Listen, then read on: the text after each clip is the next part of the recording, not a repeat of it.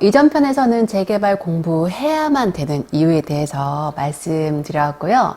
오늘의 영상은 재개발 투자, 왜 어려워하고 진입할 때 주의할 사항이 무엇인지, 또 재개발의 오해와 편견이 무엇인지에 대해서 이야기해 볼까 합니다. 자, 그럼 채널 고정하시고요. 시작할게요.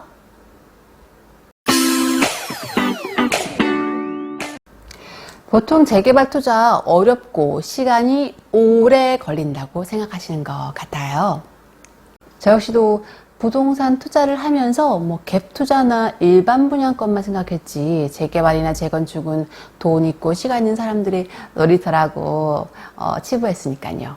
하지만 직접 부딪히고 경험하고 나서야 그 편견을 지울 수 있었는데요. 그렇다면 재개발 투자에 대한 편견들은 대표적으로 어떤 것들이 있을까요? 첫 번째, 재개발 투자는 시간이 오래 걸린다. 재개발 투자로 수익을 내기까지 여러분 얼마나 걸릴까요? 사업의 초기 단계인 정비구역이 지정되거나 추진위원회 설립 단계, 조합 설립 단계에서 투자를 한다면 새 아파트를 취득할 때까지는 오래 걸리는 건 사실입니다. 하지만 꼭 초기 단계에 투자를 하는 건 아니죠. 입지가 좋고 사업성이 보장된 곳이라면 초기 단계에 진입할 수 있고, 좀 불안하다 싶은 곳은 사업의 수익성이 어느 정도 보장되고 정확하게 파악할 수 있는 단계인 관리처분인가에서 들어가서 투자를 할 수 있다는 겁니다. 아직 서울과 수도권 광역시급에서 재개발 사업이 반 이상 진행된 곳도 많잖아요. 이러한 곳들 한 2, 3억씩 확정 수익이 있다. 즉 투자할 곳은 여전히 많다고 말씀드리고 있습니다. 또 정비구역 안에서 오래된 부동산을 구입해서 새 아파트를 입주할 때까지 계속 보유해야 된다고 생각하시는 분도 많죠. 이것도 편견입니다.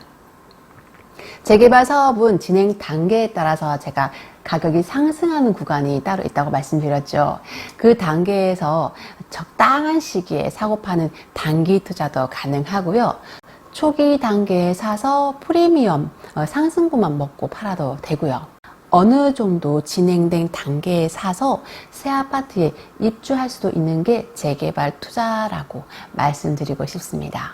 그러니까 본인 선택에 따라서 단기 투자도 할 수 있고 중기 투자, 장기 투자 다 가능하다고 말씀드리고 싶습니다. 최적의 시기에 사서 진행 단계를 보면서 팔아서 시세 차익을 얻어도 되고, 또 시간이 걸리더라도 새 아파트가 된 후에 더 높은 수익을 내고 매도하는 것도 가능하고, 또 실업주도 가능하죠. 두 번째, 재개발 투자는 돈이 많이 필요하다. 재개발 투자에 돈이 얼마나 들까요? 이건 투자자 선택에 달린 겁니다.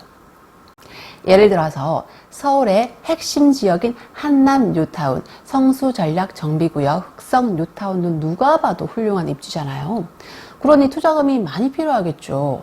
상계 뉴타운 같은 경우는 3, 4억대로 진입이 가능하다고 알고 있습니다.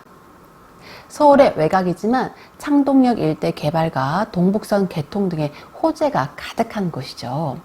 또 수도권으로 눈을 돌리면요, 성남이나 광명에도 입지가 좋고 훌륭한 곳도 많고 사업성이 좋은 곳도 많습니다.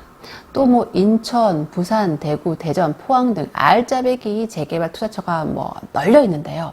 그런데 관심을 가져볼 만도 합니다. 재개발에 꼭 관심을 가져야 하는 이유는 시간이 흐를수록 도시는 필연적으로 노후화될 것이고 재개발 구역은 끊임없이 생겨날 거라는 거예요. 그러니 여러분들은 투자금이나 사업성이 좋은 매물을 선별한 눈을 기르셔야 합니다. 그건 공부와 임장을 통해서 끊임없이 이루어져야 하고요. 세 번째, 재개발 투자는 위험하다. 공부하지도 않고 여기저기 들은 얘기로만 위험하다, 재개발을 하면 안 된다, 누구는 몇십 년째 묵혀서 팔지도 못한다, 그런 얘기 한 번쯤 들어보셨을 겁니다. 그건 제 생각에는 주식이든 코인이든 채권이든 부동산이든 모든 투자는 그렇게 치면 위험한 거죠. 하지만 충분히 공부하고 또 분석하고 투자 과정에서 생길 수 있는 여러 가지 위험을 예측한 후에 들어간다면 그런 위험은 피할 수 있다고 보는데요. 그렇다면 재개발 투자가 위험하다는 이유는 왜 나왔을까요? 보통 재개발이 지연돼서 오랫동안 투자금을 회수 못했을 때, 또 예상한 금액보다 감정평가액이 낮게 나왔을 때, 혹은 조합원 예상가가 생각보다 비싸거나 추가 분담금이 예상보다 지나치게 많이 나왔을 때로 볼 수 있는데요.